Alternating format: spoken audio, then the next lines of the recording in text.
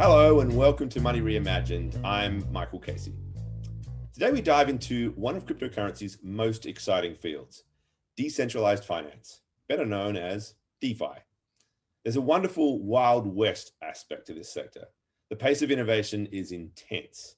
In many respects, that's an outcome of the DeFi ecosystem's decentralized structure. Without any centralized parties involved, innovation can happen permissionlessly. What do I mean by that? Well, developers don't need to ask someone for permission to build on or integrate with one of the many different trading, lending, or market-making protocols that are being spun up within this new world. Armed with these new tools, this innovative community has its sights on an ambitious, some might say audacious goal, a brand new financial system, one in which the prices of assets, the interest rates for loans, and the access to payments, credit, and insurance is open to all, without gatekeepers. That holds the promise of a more level playing field and for the prospect of reducing bureaucracy and lowering the barriers to bringing new financial products to market. It also presents real challenges. The existing centralized world of banking and finance is complex, with multiple specialized actors making markets and providing services to a wide array of investors and participants. Replicating all those functions and building them within a decentralized model was never going to be easy. We've already seen some of the stress in the system. The sheer volume of transactions running through the DeFi universe has created congestion, raising the cost of processing those transactions. This is manifested in something known as gas fees, primarily on Ethereum, the dominant blockchain for DeFi. The good news is the DeFi community, fueled by the power of permissionless innovation and a mindset that sees every problem as an opportunity, is already working hard to resolve the challenge, which is why one of the things we'll talk about in this episode is the concept of Layer 2, a model that seeks to alleviate that congestion, lower the gas fees, and make the cost of transacting more affordable for all. DeFi is going Layer 2. Another question lies in the realm of regulation. Until recently, DeFi was more or less under the radar, but regulators at the SEC, the CFTC, and elsewhere are no longer ignorant of it. It doesn't mean they've figured out how or even whether they should regulate a system that, by design, doesn't involve the kind of custodians and other entities that are the usual target of regulation. It does mean the DeFi community needs to figure out, as it continues to grow, how to position itself vis-a-vis Washington and other political centers. So to discuss that and other issues, we have two DeFi insiders on deck today. We're joined by Rebecca Rettig, General Counsel of Aave, and Marc Boiron, General Counsel at Decentralized Exchange, dydx. Sheila, that means we have three lawyers and one journalist in the room today. Should I be nervous? Well, as we always say, we're lawyers, but not your lawyer, Michael. I'm not sure if that's better or worse in this particular instance, but I think you could expect a level of precision in our conversation going forward. I'm really excited to get started with it. You had to start with a disclaimer, didn't you? Yeah, I did. I mean, once a lawyer, always a lawyer. It does never go away. Okay, but seriously, I'm actually really looking forward to this. DeFi is just one of those sectors that's just, I don't know, for me, it's rekindled my interest in crypto, right? There's this energy and inventiveness in this space that's just quite infectious, and it reminds me of the early days of Bitcoin. And there's also this whole new language. People talk about composability and degens in yield farming. I don't know whether our lawyer guests are going to be able to answer the question of what those words actually mean for our audience, but starting with that's useful. I don't know if you can really be a crypto lawyer without knowing those words. So fair enough. Meme heavy. You got to do meme translation at all times, right? And what do the memes mean for kind of how the space is developing too? So why don't we bring them in? All right. Yeah, I think we've heard Rebecca anyway, and Marc, the two of you, very nice to meet you. Look, again, because this is something of a complicated space, we're going to start the basics. We're going to build this as a building block. Rebecca, you first. Aave is one of the better known protocols, but we just had a conversation before we actually started out this, where I was going to introduce you as the General Counsel of Aave, a decentralized liquidity protocol. And of course, you made the very good point that you cannot be the General Counsel of a decentralized protocol. So what is the difference between Aave, the company, and Aave, the protocol? And just start with that, if you don't mind, to give us a sense of what we mean by that distinction. Sure. And I think it's a very important distinction for everybody who's building in this space. So I'm general counsel of the Aave companies. It's a group of software development companies headquartered in Europe. We develop blockchain-based software. We developed the Aave protocol, which is, as you said, an open source, non-custodial, decentralized liquidity protocol that allows you to supply and borrow certain crypto assets and then earn interest on those assets. But we are also developing all sorts of different, and some disclosed, some not yet disclosed, new products, separate and apart from the Aave protocol. The Aave protocol now is, as I said before, is decentralized, which means it's run by governance. The admin keys to the protocol have been turned over to the Aave community. And the only way that the protocol can be changed or amended or anything like that is through a proposal made by a community member and then a subsequent vote on that proposal, which is then favorable and implemented. And neither I nor other developers or other Aave employees have complete control of the protocol. Anything that happens there needs to be approved and voted in by governance. Okay, so you just described the structure of the organization and your role, the other roles.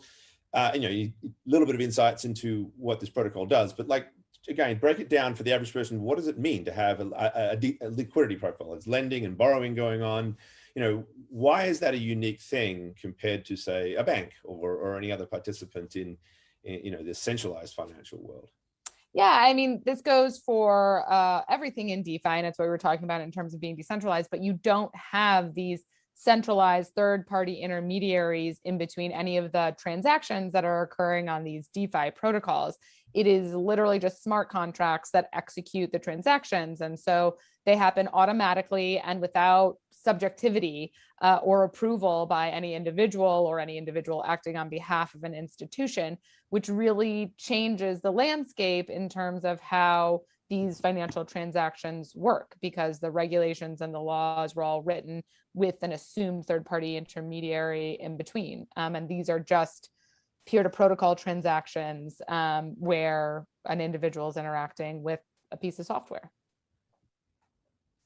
And so, Marc, dydx is a decentralized exchange, which is different, similar in the reality of being decentralized. I think we have now somewhat of a sense of what that means, but I'd be curious to know what that means in the context of exchanges. How does a decentralized exchange function if there is no central body basically creating the sheet, doing matchmaking? How does any of that work? Yeah, and you can actually think of decentralized exchanges in 3 different groups. One is the one that is most well known, I think, right now in the decentralized exchange world, which is these automated market makers. And essentially what you could think of that is like a pool of assets, crypto assets, that you're trading against. And you literally just have a pool sitting there, which is great for long tail assets. Well, you'll always have instant liquidity. And really the question is just at what price are you trading? But then there's also, what you'll call kind of still hybrid exchanges, which is actually where dydx falls into it. And it's actually non-custodial in nature in that all transactions actually occur on chain. And the important part being you always remain in control of your crypto assets. But there actually is a order book and matching engine in a centralized fashion that is actually matching those orders. But then all the transactions still happen in a non-custodial fashion. And then the third group, which is the most difficult one that I don't think has really been achieved with success yet, is really where you have that same non-custodial exchange and you're actually having the matching and the order book and matching engine completely on chain. And that's something that, for reasons that Michael referred to earlier, when it comes to kind of layer 2 solutions and gas costs and transaction kind of speeds on layer 1, is something that hasn't really been achieved, but is something that I expect us to see in a lot more when we see kind of layer 2 solutions evolve. And so, because basically there's software essentially managing the order book, one of the things that can happen is perpetual swaps. And can you talk to us about what that means and why that's interesting or why it's important? Yeah. So perpetuals are a sort of synthetic product that essentially gives you exposure to the price of a certain asset. So for example, if you want to get exposure to the price of Bitcoin without actually holding Bitcoin, you can do that through a perpetual product. What that also allows you to do is to get some leverage on that product. So you'll see some centralized exchanges that offer something like 100x leverage, which is very significant. And then you'll see, we offer, for example, 25x leverage, which is still pretty significant. And that too, leverage is kind of another issue that you deal with in the decentralized world in a different way than in the centralized world. Because when you have a decentralized exchange, you need to pull those prices through what is referred to as an oracle. You can think of an oracle as a way of looking at assets and prices, or really any real world event that occurs outside of a blockchain, and essentially brings that into a blockchain. So a decentralized exchange like dydx, we look at outside prices and then we bring them on chain, whereas a centralized exchange is going to do that all in a centralized manner. And basically that's why you see like discrepancies in the leverage that you can get on a perpetual from a decentralized exchange versus centralized exchange, because a lot of that has to do with how often can you refresh those oracle prices, for example, to make sure that you liquidate in a timely manner. So I want to get back to perpetuals a little bit, just because I think they're a classic case of a product that in some respects was not really possible until DeFi came along. And so these sorts of innovative ideas that people have dreamed up have been made possible by the reality of decentralized finance and the fact that you're trading with a protocol as opposed to a counterparty. But before we do, again, this is one of these episodes where we break everything down. We just started talking about layer 2. Again, you guys are the lawyers, but you're here to tell us a little bit about how these technical issues work as well, because it is one of the concerns people have had. That is that the layer 1 model, whereby every single transaction that's going through a smart contract is having to be processed inside the blockchain, which then means that the limited space on that blockchain becomes congested, which means that the cost of doing business in it rises. The gas fees, as I mentioned, were very high in the early days of DeFi, and everybody's now working feverishly to try to, build a system that can scale to the massive number of transactions that would be needed if this thing's ever going to be viable for prime time for the real world. So layer 2 is the way everybody seems to be going. Aave, I understand, Rebecca, is currently talking with Polygon about how to bring solutions to the Ethereum blockchain. Can you tell us a little bit what layer 2 means, and secondly, where you guys are at with that and why it's important?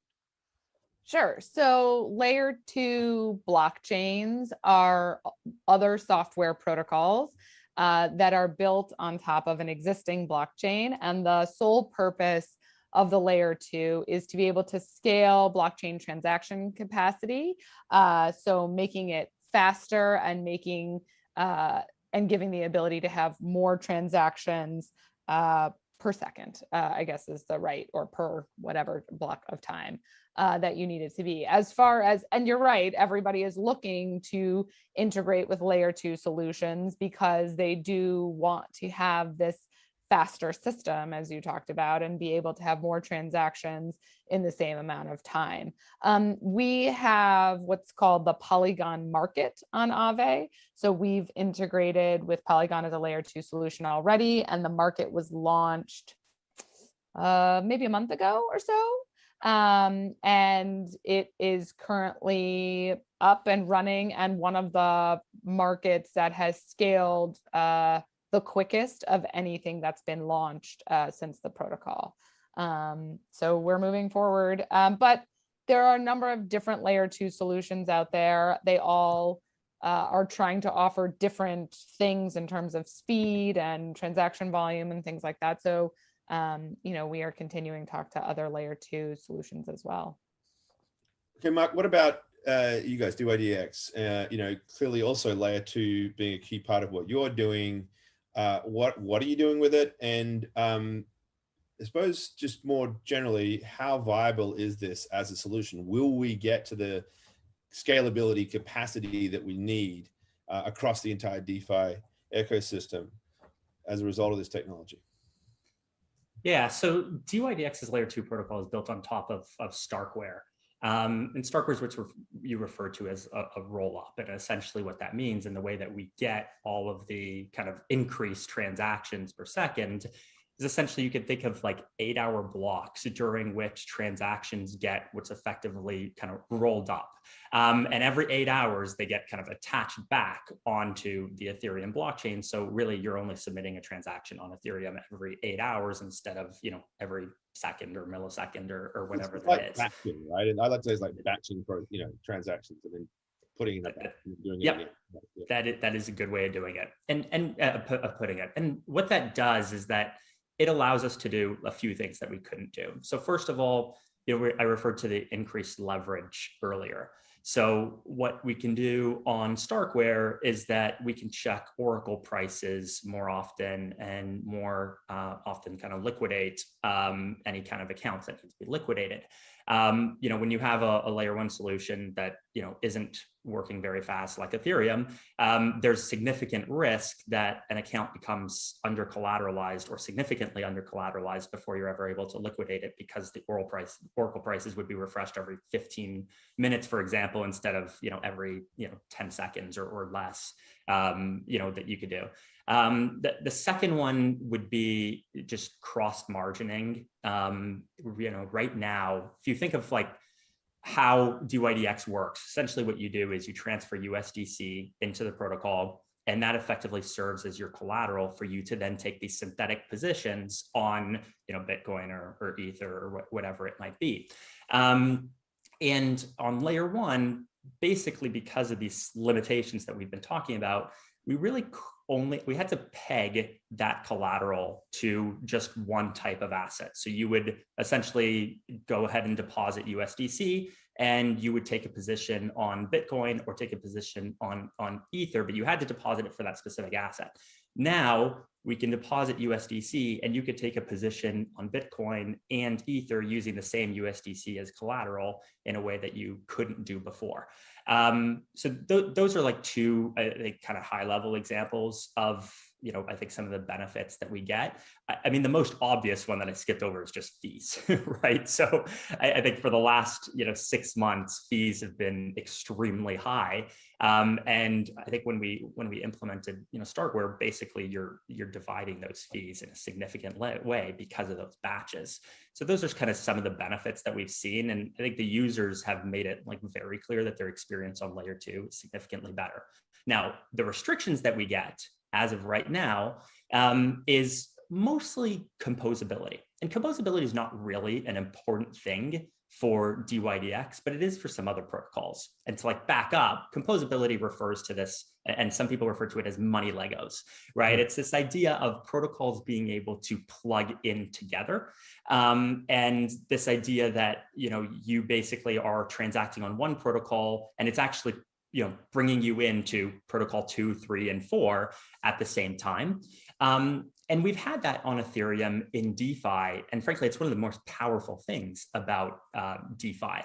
When you get to layer 2 solutions, as they are right now, they're all fragmented, right? And I think there was some hope a few months ago that we would see everyone, congregate on the same chain, but right? You see dydx that's on, Starkware. You see, Aave on Polygon, Uniswap originally saying we're going to be on Optimism, and looks like maybe Arbitrum as well. Synthetics is on Optimism. So you've basically got this fracturing. And so the question is, how are you going to bring that composability back together on layer 2? Or frankly, does it give an opportunity for other layer 1s to potentially now be able to step in and say, hey, you want composability?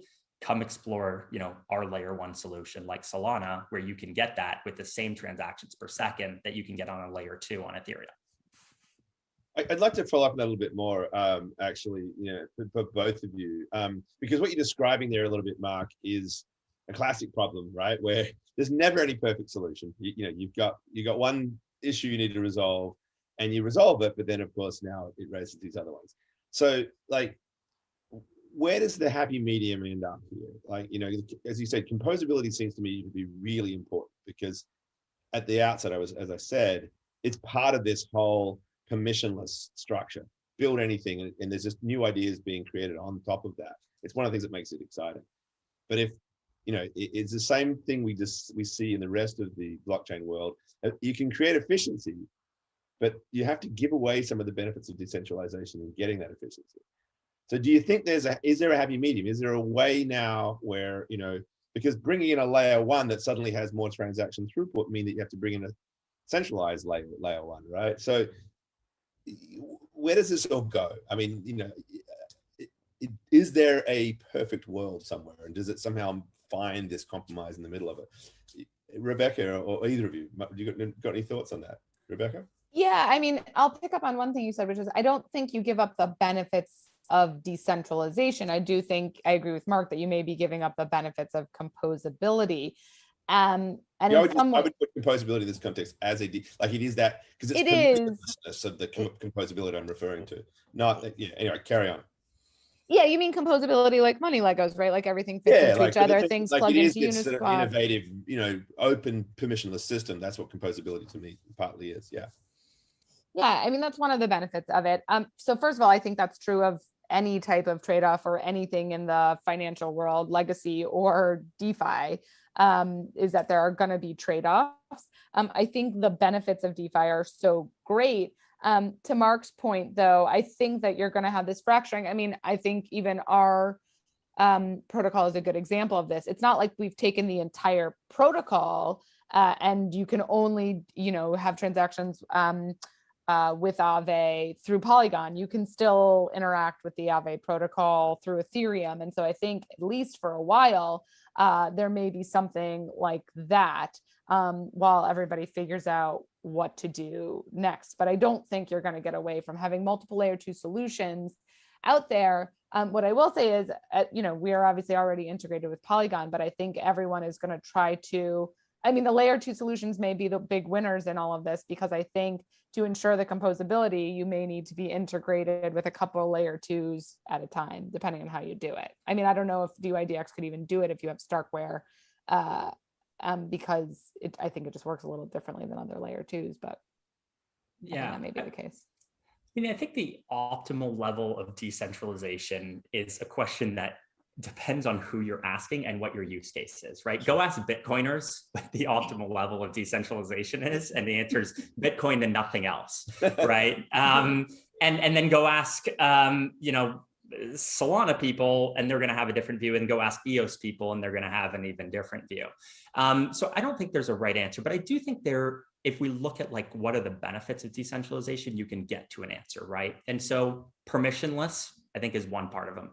But I'd say, like, when it comes to decentralization, maybe the most important one is censorship resistance, right? It's like, if you don't have a sufficient decentralization, then your censorship resistance is something, I mean, you know, if you have 5 people that are validating, you know, transactions, well, the government and anyone else can do something about that. You know, if you've got, you know, 10,000, it's a lot more difficult. And so the question is, like, what is the optimal level at that point?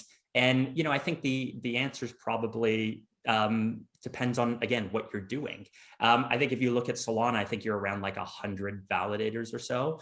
And if the answer is you're just doing spot trades on, you know, of crypto, you know, the level of censorship resistance probably doesn't need to be significantly more than that. I think that if you're bringing in use cases that could be challenged by the government in more meaningful ways, I think that maybe you do want something that has a level of decentralization that makes it such that coordination globally across governments would need to be something that's never been done before for them to actually be able to bring that down or censor any transaction. And so that, to me, that is really what it comes down to, is, you know, how do we prevent censorship resistance for a particular use case?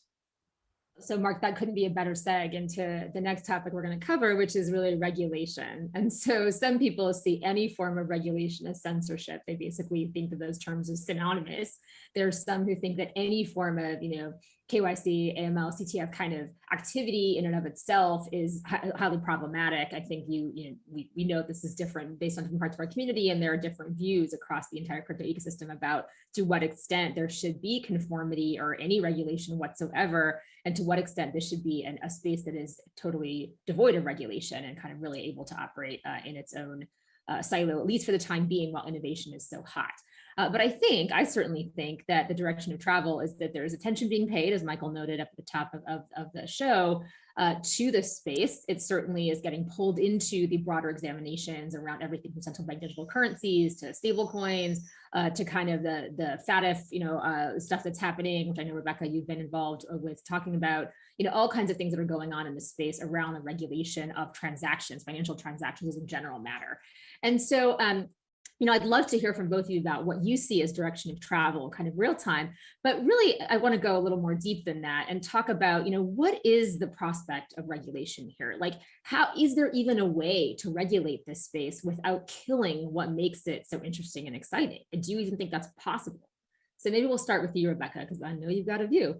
My view, which I've said publicly, is that technology on its own should just not be regulated. I think that there is this spectrum of decentralization, and there are touch points where software developers may be touching the protocol or involved with the protocol more than others, or other types of software more than others. And so where you actually have a true intermediary, the way the regulations contemplated it, then you need to think about whether they apply or not. But the first step is really, are you an intermediary in the way that the regulations have contemplated? I think I know Marc and I have talked about this extensively, and I think we talked about this in the past, Sheila, too, but the regulations are written for people or persons, and persons are natural persons or some form of entity, and sometimes can be, a loose form of associated organization or something like that. And so that's how the regulations were written. If you do not have somebody who falls under the definition of persons, I think it's very hard to then figure out how to apply those regulations. And, I think it's up for debate whether those regulations should apply at all. Do I think that there should be a standard of being a good actor in the space and thinking about the purpose behind the regulations as you are going ahead and building software? Yes. But to go back to this benefits of DeFi that Michael was talking about earlier, the way that software and blockchain in general has developed, it does meet a lot of the purposes of what the regulations are trying to accomplish. So something like transparency in transactions, right? So that a bank has all the information, and you'd have to go to your bank to get more information about other transactions other than your own bank account. That doesn't exist in blockchain. There is immense transparency. You can see all the transactions mostly in real time as they're coming through. So that's very important. No information asymmetry, this goes to the transparency point, right, is a way to protect investors or users or participants in financial transactions. You have that as well here. The composability Michael talked about, that things can plug into each other, and the transparency underlies all of that. And I think the automaticity of the software too is something that alleviates a lot of the issues with financial intermediaries, which is you have somebody else that you have to trust. Do you trust your bank? Do you trust whoever the custodian is for whatever assets they're holding? Sure, they're people with subjective intent, and you can't always rely on people being good actors, which is why you need regulation. But when you have automatic transactions that happen on smart contracts, if X then Y, so X happens and Y happens, and you can trust just the software itself, then you may not need the regulations in the same way. That being said, I don't believe, first of all, that we are a regulation-less ecosystem for the time being. Something I talked about with FATF extensively is that DeFi is still a closed system. We live in a fiat-dominated world, and so it's very hard to get into or out of DeFi without having, exchanging crypto to fiat and vice versa. And that can only really be done for the most part, through a regulated third-party intermediary like an exchange or some sort of OTC desk or something like that. And they all perform KYC AML. So you do have this closed system where there are entities being checked before they come into the system. So. Yeah, and we've spoken on this show, longtime listeners will recall, about these on-ramps and off-ramps, and and how there is a different world that applies to you when you're in your kind of traditional fiat centralized sort of system, and nothing about that has really changed. And there's these ways that you can enter and exit the crypto ecosystem, let's call it. Now, it's obviously not as simple as that, but there are these moments where you do kind of enter or exit at which a lot of the sort of ordinary rules of engagement apply. But I'm going to hear broadly generalized, because I think that regulation tends to stem, in this space anyway, tends to stem from two primary motivators. One is, criminals, bad guys. We don't want to let bad guys exchange value in any way because they can do bad things, and isn't that horrible? So leaving aside the fact that, crime is differently defined in different jurisdictions, I think there is a general sense that some of the KYC AML is handled to some extent, at least now in the DeFi space, through these on-ramps and off-ramps, right? Like there is still this kind of exchange or exchange points that are happening where you can kind of spot this sort of activity, let's just say. The other motivation, I think, is consumer protection. This idea that should we even allow people who aren't quote unquote sophisticated to be, participating in some of these systems? And so you kind of saw this come up, again, longtime listeners will recall, in our discussions around, GameStop, Doge, like things like this. Like, is there an obligation? This is where notices come into play? Should you have a minimum net worth or value, or, credit, be it an accredited investor or whatever it might be? So there's this sense of how I think regulators want to port some of those concepts over into things like DeFi. Now, I think that we have to really fundamentally rethink who we're calling a consumer. It's really more a user, and under our sort of format. Mm-hmm. What are we protecting them from? What are the trade-offs? What are we not enabling them to access? So I'd be really curious, Marc, to hear from you on that topic, because certainly decentralized exchanges are an area where some of this is important conversation. So what is your sense, generally speaking, of consumer protection regulation as a general matter? Does it apply? Do parts of it port here? Or is it just it really just doesn't fit? Yeah, I mean, I think as currently constructed, I think Rebecca put it pretty well in terms of does it fit? And the answer is when you have an intermediary, it might fit pretty well, right? And so when we look, for example, at money transmission, for example, right? And the answer is generally you're focused on, is there a custodian or some kind of custodial nature to the transaction? And I think the answer is, when you do, you need to trust somebody. And there is a consumer protection piece to that, where a consumer might be harmed if there is no regulation. When you have peer-to-peer transactions and a software protocol and the company behind it does not actually have access to the transactions, and specifically to the funds, it's part of those transactions, what are you looking to regulate from a money transmission, at that point perspective? And the answer is no longer consumer protection. At that point, it's simply information, right? And then when you look at the information piece, you go, okay, but then what information do you want? Because the answer is I have the same information as you have in a transaction that happened on chain. And so you look at that and you just kind of walk through and you go, well, wait, what would we be trying to regulate, and what information do we want? And the answer is something that has no risk of harming somebody. And then you've got a piece of information that's already out there. So then you go, okay, well then in what situation should there be regulations that apply? And the answer is where you've inserted some kind of intermediary, right? So when you have an admin key that allows you to take the funds out of a smart contract, it's great, this is non-custodial and all, except some small group of people can go ahead and decide that they want to withdraw funds from that smart contract. Well, that's the kind of nuance that regulators, I think, haven't reached yet and need to reach, because that's the kind of activity that should be regulated. And I think we've seen that, right? FinCEN has talked about multi-sigs and what that looks like. And, if you've got complete, total independent control, then you're deemed to kind of be a money services business and should be registered. But we really haven't seen much kind of enforcement activity on that side, where frankly, we know that that's happening, right? Where people do actually have, control over these types of things. So I'd say that's kind of how we think about the consumer protection. And another piece of it really is disclosure, right? So all of these protocols are transparent because all of the information is on chain. But I think that we developers should be trying their best to kind of make it easier for users to be able to know what that information is. I don't think they have an obligation to do it. I think the answer is like, it's on chain and it can be done, and third parties can make that information available.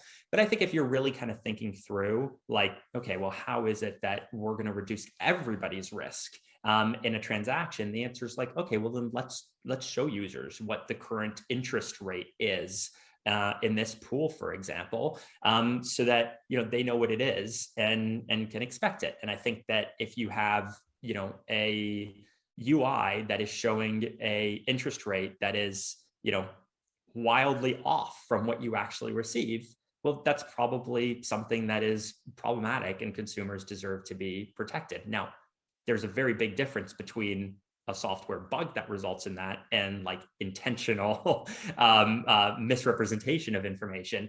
But those are the kind of things that, again, regulators just haven't kind of figured out. And I think part of the reason for this is like, when we go back to like, can you regulate this space and how should you do it? You need to like break it into three pieces, right? You've got like, do you regulate software development?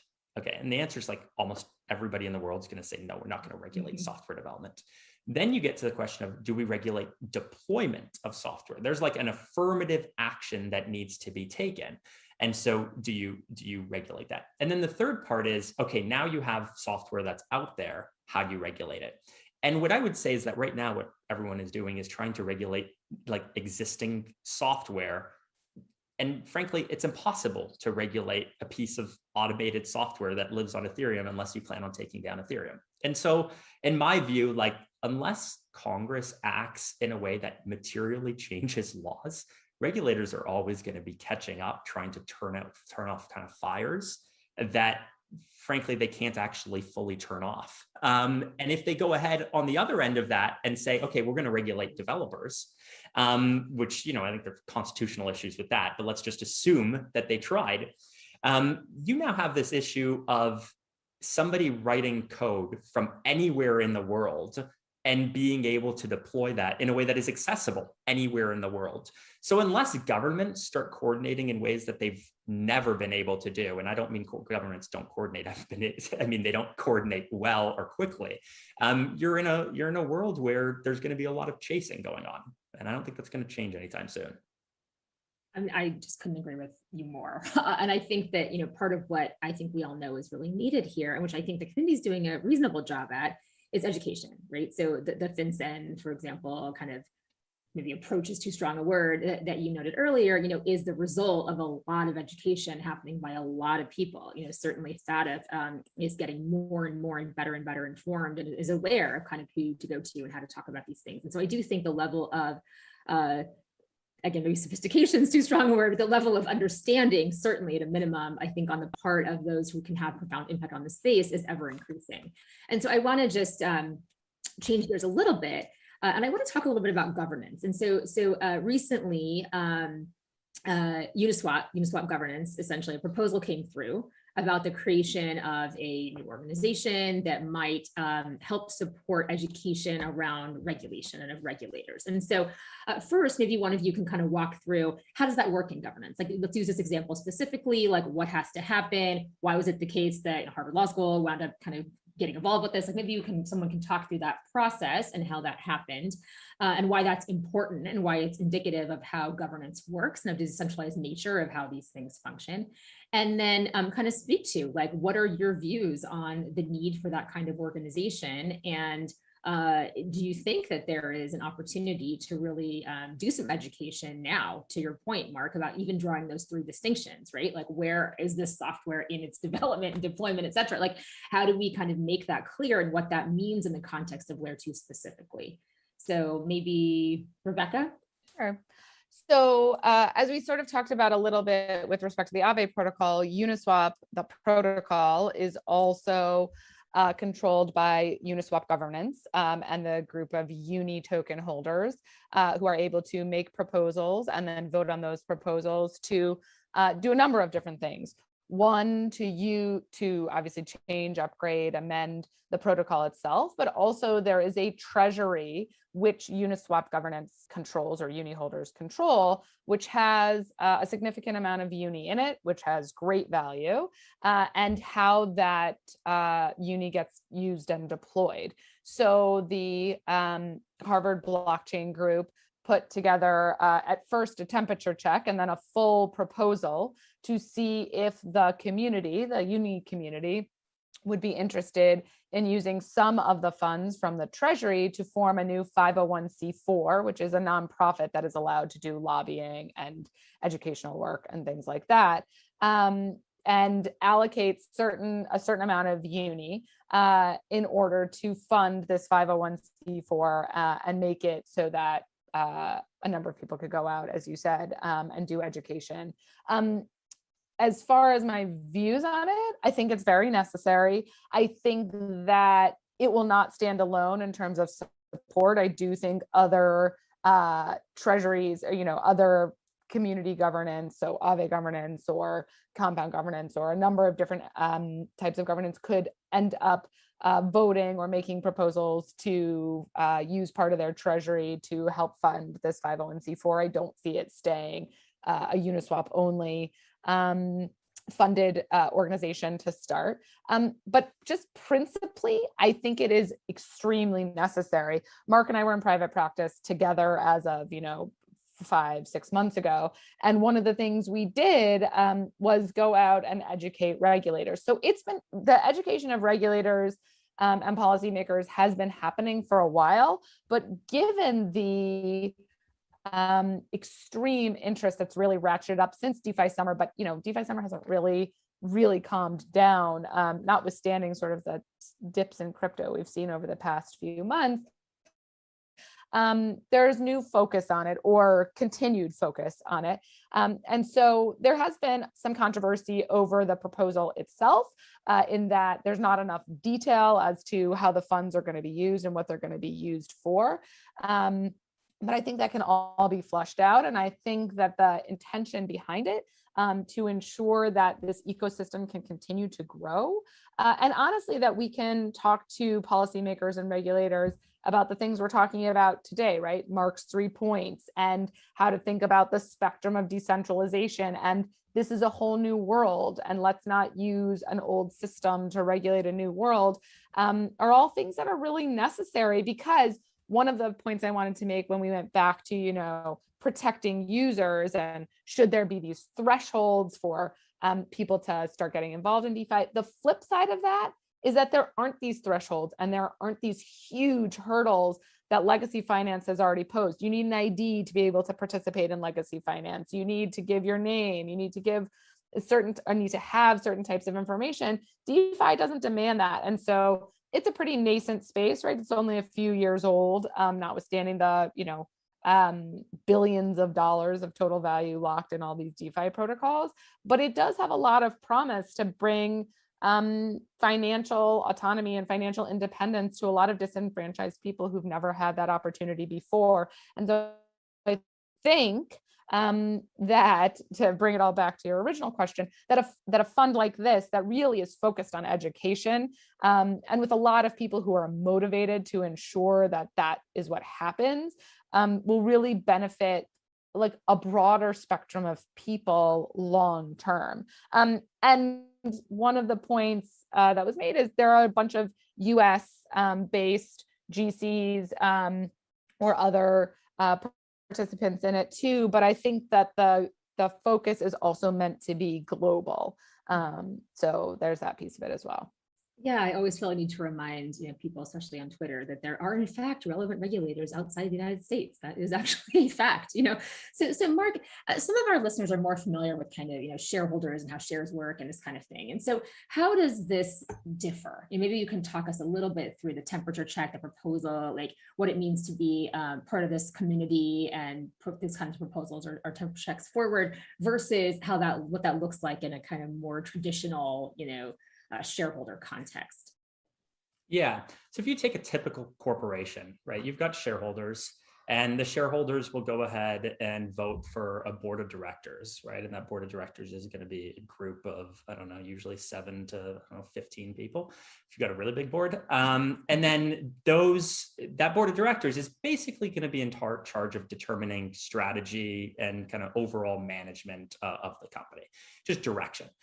That board is then going to be the one who elects kind of officers who actually implement that strategy on a day-to-day basis. And that's like your typical corporate structure that we've lived with for a very long time now. If you move this over to kind of how we think about, token-based governance, you've got a flatter hierarchy, right? So you've got token holders that basically have direct access to actually implement the changes that need to be implemented in the technology, which frankly is the same thing as, right, the company. The technology is the entire company to the extent there was one, right? It's like, that's all there is. And so they get to go ahead and actually implement direct changes as if they were officers, except they also get the benefit of that you get as a shareholder, and they get to make the strategic decisions of a board of directors. And so they're essentially all of it. And so then you say, okay, well then how do you coordinate all of that? Because why is it that corporations don't just act through their shareholders? I'd say there's a couple pieces to this. One has to do with just culture, right? So if you approach a typical organization from a cultural perspective, a shareholder sits there and thinks, I give my money in a passive way and I do not do anything. And then the board says, I make decisions in a semi-passive way and I don't do anything. And you officers go ahead and do active things.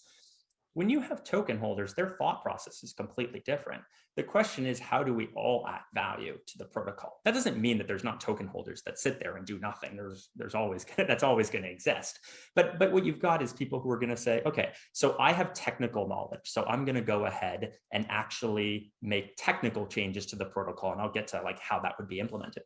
But then you've got all these token holders that say, I'm going to add value by educating users as to how to use this. And I'm going to add value by making, marketing videos. And so you've got essentially this flat organization where all token holders are actually acting on behalf of the protocol. The actual changes that are made to the protocol itself, that actually goes through kind of a voting process, like Rebecca said, that isn't that is different from a corporation in terms of how it's actually implemented. In that a token holder will go ahead and make a proposal. And I should say, like, governance across different protocols works differently. There's no like uniform kind of way of doing it. I think Compound put out the first like governance system as a whole in terms of how it works as a technical matter, but the coordination is different across all of them. And so if you take Uniswap as an example, what they've implemented is this idea of like a temperature check. And so somebody who wants to make a proposal will go ahead and say, I believe that we should do, X, Y, Z, and they'll write up a proposal that is posted online. And the idea there is that you will take a vote that is off chain, that basically says, hey, do you agree with this or do you not? Right. And if token holders generally agree with it, then you go ahead to a consensus check, which is essentially, let's actually check that we have consensus before we do this online, like with the proper votes that we need to actually implement this before we actually have it go online. And so you'll have that consensus check that will actually happen. Then you actually go ahead and you make the kind of full proposal that gets implemented into the protocol. And when it gets approved, it actually affects the transaction itself. So you don't have a party that then goes ahead and says, oh, you want us to do this, let's do it. That proposal, when it gets approved, automatically gets implemented. I believe Uniswap has like a 2-day delay on its actual implementation. All of them are different. And so that's how that governance works in a very different, flatter way, where you've got more people acting together in a coordinated manner. So one really bad, way to think about this, that it somewhat works as a metaphor, is to think about a bill going through committee, right? So when you think about how a bill becomes law in Congress, there are usually these committees. The committees do refinement. A lot, the broad congressional body has access to what's in that content. They're often doing, private conversations about this and kind of thing. So there's these stages, and that usually is what happens in governance, where a proposal is kind of taken through. Now, to Marc's point, this differs. So it's important to note that like every protocol has a different way that they run governance and governance happens, the ways the proposals, the different stages that might exist. Some really collapse a lot of that, but to some extent, when something is considered, either it's going to be a lot of the value is going to be put into some sort of direction or some new initiative, or there's some potential controversy around some direction, there are these sorts of checks that come through. And I think about it a bit like a bill going through committee and getting refined, and you're checking to see, do you have support before you kind of take it to a full vote? Because there's not really much point if you're not going to have the support by the time it gets to the floor. So there's a way of thinking about it like that I think is helpful in terms of what the process tends to be around some of these proposals that come through. But I think that, well, actually, I'll just stop there. Michelle, you can edit that part out. Go ahead, Michael. Okay. Yeah. Look, I think what you guys are talking about is just fascinating stuff, right? This is, what much of this conversation is about DAOs, the decentralized autonomous organizations, and DeFi is the environment in which DAOs have suddenly become something very real. But Marc, your description of that solution there, where you've got an off-chain human conversation that then layers its way down into the technology, to me speaks to this constant sort of effort to figure out how do we bring humans and technology into a way that they can actually effectively get the benefits of that decentralized consensus, but also recognize that, well, humans are humans and they have to be able to talk to each other. But in light of that, something else that you said really struck me, and that is that at the end of the day, the technology is the company, which is a really interesting statement. That it still brings us back to this point. We were talking before about regulators. What can they regulate? What can't they regulate? But another way to think about it is like, what can we focus on as the risk center? And it seems to me that the real core risk in DeFi has shifted. We were all looking at this thing when it first came out, and there was this, all this worry about excessive collateralization and rehypothecation, and like people were taking 100x leverage and then taking that to then take another 100x leverage on something else, and they're going, oh my God, this is looking like CDOs and the collapse of the financial system. It was all about to happen.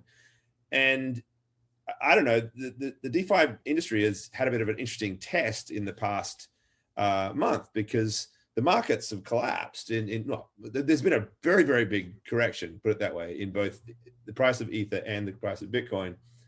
DeFi seems to have sailed through pretty well, given that test. And so that real systemic risk thing, at least in this context, hasn't played out. Maybe because these collateral systems are really very good at executing. However, roundabout way of getting back to this point about the technology being the company, it seems to me that the core problem is still, where are the bugs? How are you going to find that bug? And if there's a bug somewhere in there, what happens to it? And I suppose, what is the process for us doing this? It strikes me, if you can't regulate it, to your point that we can't get, Congress is going to rewrite its laws to even regulate this stuff. Where is the self-regulation? What is the mechanism by which, whether it's insurance programs or bug bounties or some sort of process by which we know that sitting inside this system is not some doomsday machine that might just suddenly blow up on us? We have to wrap after this. I'm just going to throw both of that question to both of you. So that one question to both of you, let me rephrase.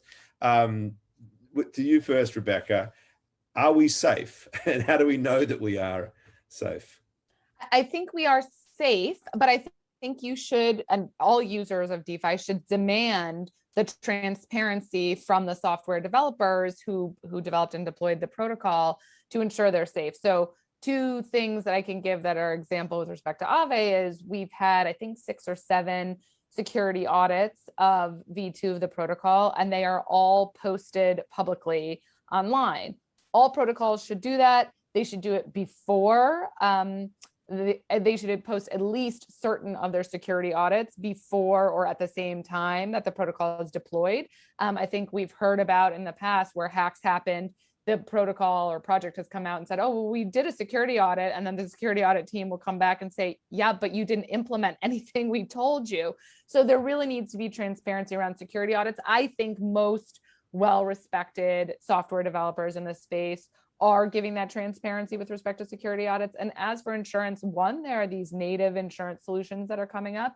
And we have developed a separate protocol called the safety module which allows for staking of Aave and ultimately is intended to be a partial risk mitigation mechanism in the event that there is some sort of unforeseen shortfall event. And so you can have 30% of your funds that you've deposited into the safety module to be used to compensate in a shortfall event. And then both, there are a number of different types of ecosystem collectors or reserve funds for a lot of these protocols that allow for funds to be possibly used if governance votes for it in the case of a shortfall event. But baseline, there's also a huge movement behind the scenes to sort of have self-regulation and set industry standards. And so that is going on as well. Marc, any thoughts?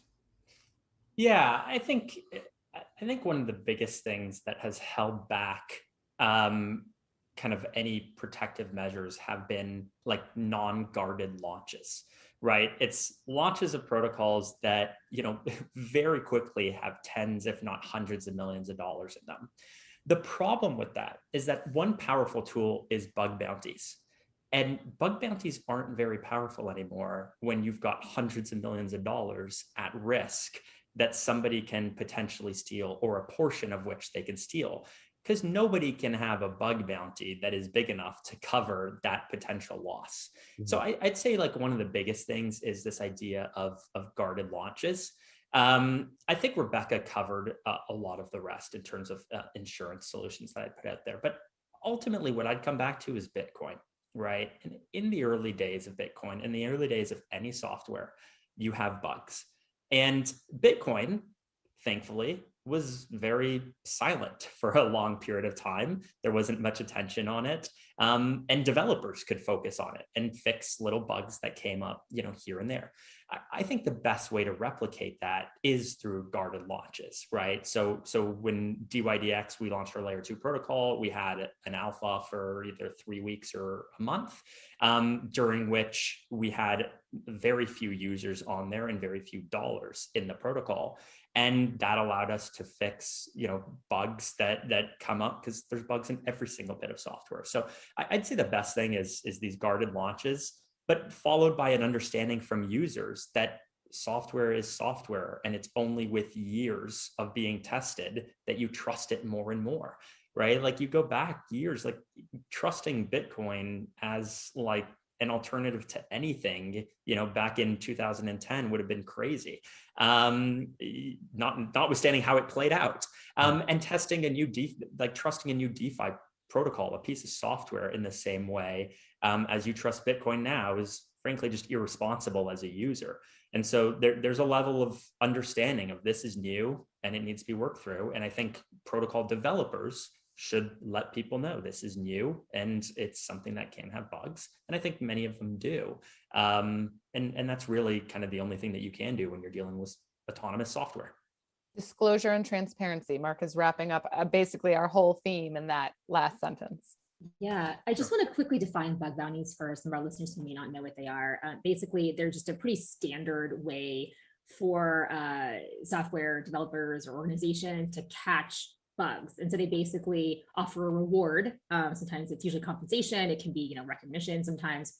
And you kind of go in as a developer, almost like in an audit function, and try to find bugs and report them essentially. And so governments use this, Departments of Defense use this, the Pentagon uses this. So it's a pretty standard way of doing this kind of thing, and trying to make sure that you are providing access, you know, to some of your, it helps with, I think, credibility sometimes as well, because you're giving access to some outside developers to get into your code a little bit and figure out what's going on in there. But also it enables you to catch things that maybe your own, you know, heads down, blinders on wouldn't enable you to catch. But to Marc's point, they don't necessarily make sense in this context, which I think is a really important one.